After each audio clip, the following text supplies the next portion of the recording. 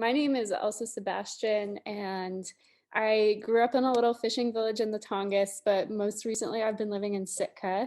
Primarily, I'm a commercial fisherman and I'm also a creative, and I do some film work and freelance writing. My partner Colin and I just made a film about the Tongass called Understory, and Sitka Salmon helped us make that film. And it's free and available online now.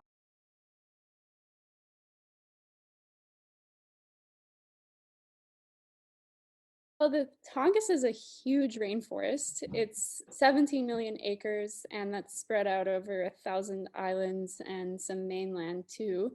Um, and there's still a lot of really healthy spawning habitat in the Tongass. The Forest Service has a statistic that 80% of the salmon that are commercially harvested in Southeast Alaska are spawning in streams and rivers and lakes in the Tongass. I mean, I'll just say too that I really do feel like all of Salmon Share's customers are taking action for the Tongass every time they buy salmon from you guys. I mean, all of the small scale salmon businesses, direct marketers, folks who are um, asking consumers to think about where their seafood comes from and, invest in high quality seafood from small boat fishermen. Like, that is protecting the Tongass. If we can have these fishermen being able to make a good living, that's ensuring that we have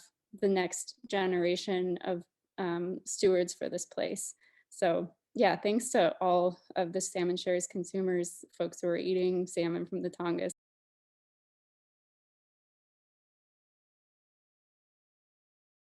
Of course, there's a lot of scientific research that has been done to um, elaborate on how logging impacts watersheds, and it kind of breaks down to like a few things. And I'm not a scientist, but I'll do my best to describe them. I mean, number one is that logging causes erosion, and erosion will make what is a pristine salmon spawning watershed silty, and salmon don't want to spawn in silty mud, so that ruins spawning habitat. And then the other thing is ancient rainforest, the big trees, the understory vegetation, all those dense layers of moss and soil, um, that those forests have a really profound cooling effect on the local ecosystem.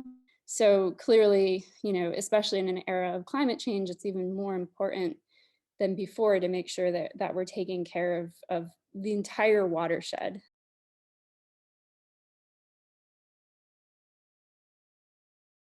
I just feel like nothing would be the same.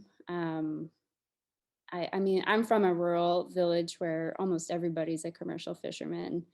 And there's so many little towns and villages in Southeast Alaska where the majority of the income is through commercial fishing. But yeah, I mean, if we lost salmon, we would lose our identity. We would lose the wildlife that depends on salmon. And I would also really miss commercial fishermen. Commercial fishermen are my people. And I think what I love about them is that they're very independent people and free thinking people, but they're also totally dependent on healthy ecosystems. Um, so I think they are, strong, vocal advocates for wild places. And we'd lose a lot in the Tongass if we lost our small boat fishermen. Um, so yeah, salmon are everything to the way of life here.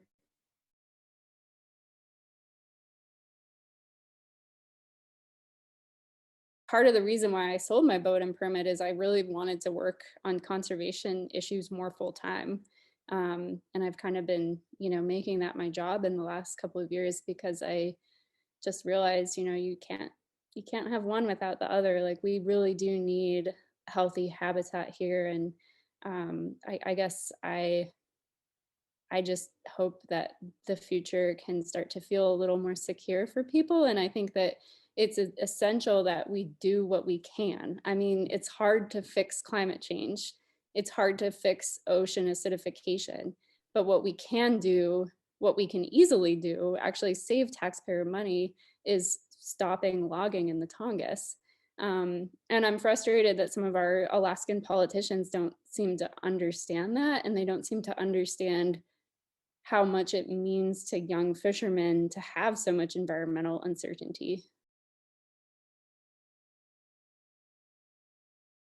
So the US Forest Service right now has a public comment period open um, for their proposal to restore roadless rule protections to the Tongass. They can submit a comment through our film website, which is also my ground truthing project. We have a form up where folks can take the time to write their own personalized comment.